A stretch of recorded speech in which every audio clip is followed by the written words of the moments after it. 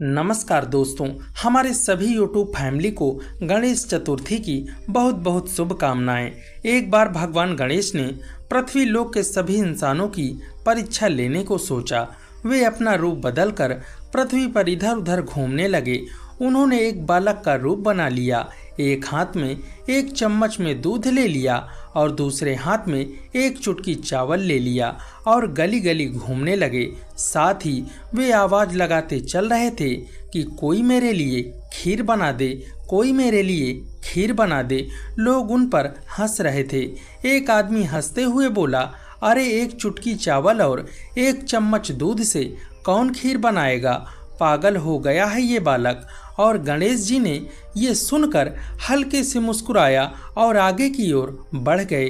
वो लगातार एक गांव से दूसरे गांव की गलियों में इसी तरह से पुकारते जा रहे थे, कोई मेरे लिए खीर बना दे। पर कोई खीर बनाने के लिए तैयार नहीं था। सुबह से शाम हो गई और गणेश जी लगातार घूम रहे थे।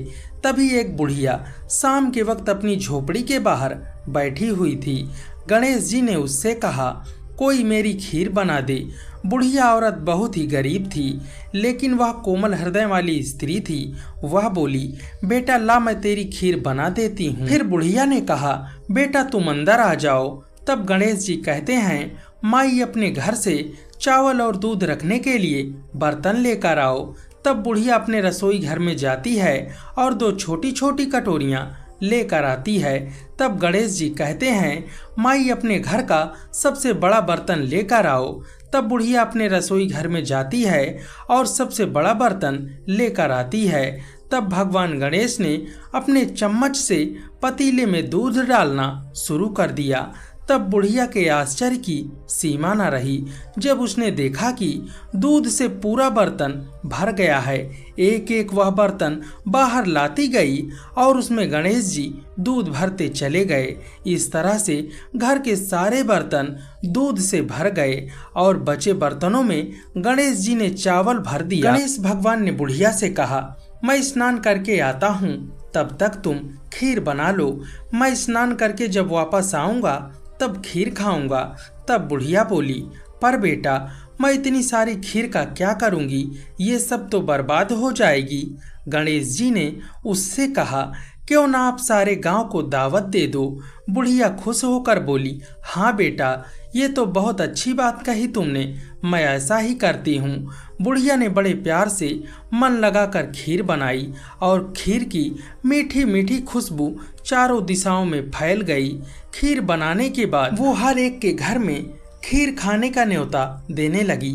कुछ लोग उस पर हंस रहे थे, वहीं कुछ लोग सोच रहे थे कि कैसे एक गरीब औरत जो भीख मांगकर जीती थी, आज वो पूरे गांव को न्योता दे रही है।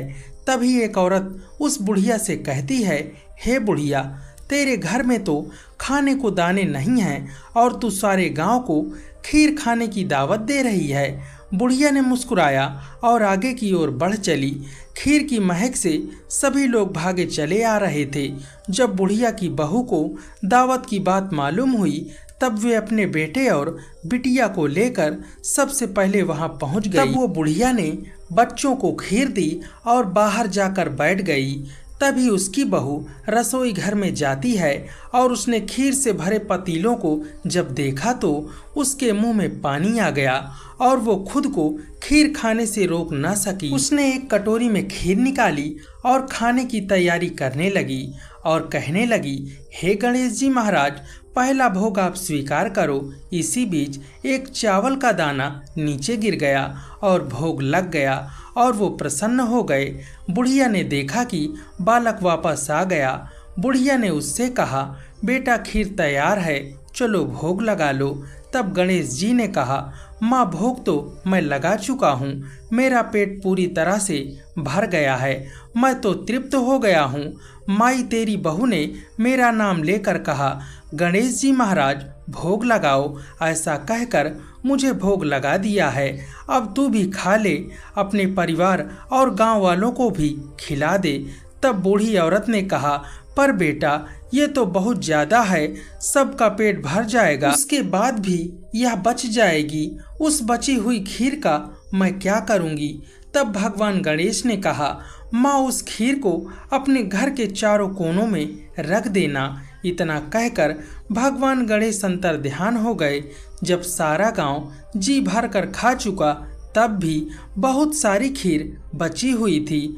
बुढ़िया ने खीर से भरे बर्तनों को अपने घर के चारों कोनों में रख दिया। रात बीत गई। सुबह जब बुढ़िया की आंखें खुली तो उसने देखा कि उसके खीर वाले पतीलों में खीर के स्थान पर सोने चांदी हीरे मोतियों से वो पतीले भर गए हैं। तब बुढ़िया ने कहा, एक समय था जब मेरे बेटे और बहू ने मुझे घर से निकाल दिया था, तब मैं भीख मांगकर अपना जीवन व्यतीत करती थी, पर आज मैं बहुत खुश हूँ। मेरी सारी दरिद्रता दूर हो गई है। अब मैं आराम से रहूँगी। मेरे तो सारे कष्ट दूर हो गए।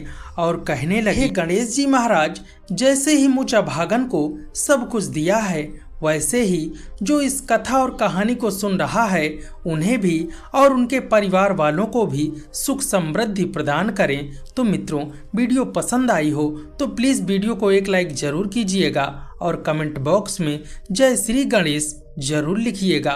अगर आप चैनल पर नए हो तो चैनल को प्लीज़ सब्सक्राइब कर लीजिएगा। मिलते हैं अगले वीडियो में। आपका दिल से धन्यवाद।